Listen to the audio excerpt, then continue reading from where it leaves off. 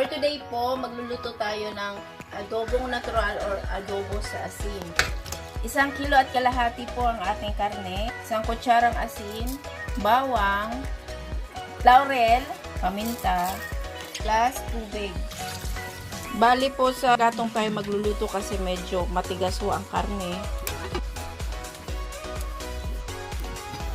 Guys, wala na po siyang tubig. Tubig nyo pala depende sa tigas ng karne, tapos sa dami ng lulutuin nyo ha. Kung sobra na mga tubig, baka madurog-durog na yung karne linuluto nyo. Hintayin na natin lumabas yung mantika niya. Hintayin natin mag-brown yung karne, then luto na po yan.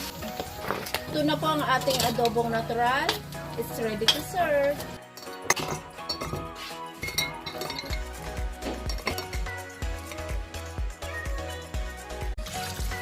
Bali po sa gatong tayo magluluto kasi medyo matigas po ang